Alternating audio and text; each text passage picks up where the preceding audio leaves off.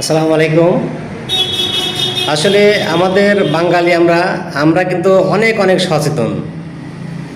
দেশকে ভালোবাসার দিক থেকে আমরা অনেক সচেতন।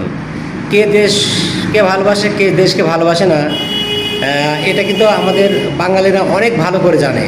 তো আমি বলতে চাই, আমাদের বাঙালিরা যাতে মাতাল হলেও তাহলে কিন্তু ঠিক আছে।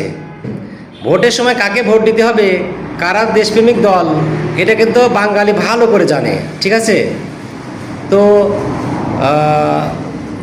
বিদেশ থেকে স্কলারদের নিয়ে এসে, ইসলামিক স্কলার নাম করে তাদেরকে নিয়ে এসে ভোট ব্যাংক বাড়ানোর যে চিন্তা ভাবনা করছে আমাদের একটি দল, যারা 71-এ যারা দেশ বিরোধী ছিল, আমাদের দেশটা স্বাধীন হয় এটা তারা চেয়েছিল না।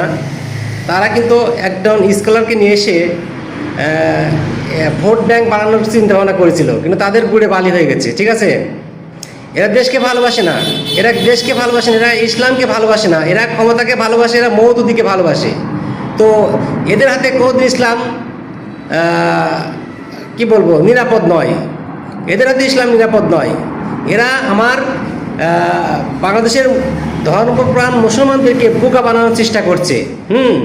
এরা বলছে আমরা ইসলাম প্রতিষ্ঠা করব। এরা আমাদের নবীর ইসলাম প্রতিষ্ঠা করতে চান, আল্লাহর ইসলাম প্রতিষ্ঠা করতে চান। এরা প্রতিষ্ঠা করতে চায় মওদুদির ইসলাম।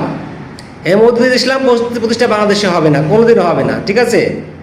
এ দেশের মানুষ ইসলাম বোঝে, এদেরকে ফাঁকি দিয়ে ওই ভোট ব্যাংক বাড়াচ্ছে। ওই যে কয়েকবার ভোটে দাঁড়াইছে তারা কি করছে, 3টা আসন 2টা আসন 4টা আসন করে পাইছে।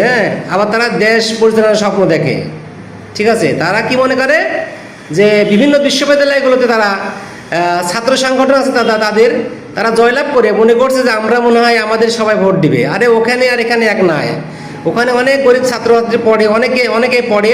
তাদেরকে অর্থনৈতিক দিক দিয়ে হেল্প করে ছাত্র শিবির।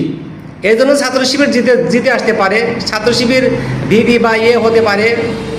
তো তাই বলে এই পুরা দেশের অবস্থা তা না, পুরা দেশের মানুষ ভোট দেবে না, এটা মনে রাখেন। এটা দেশপ্রেমিকদের দল আছে, তাদেরকে ভোট দেবে।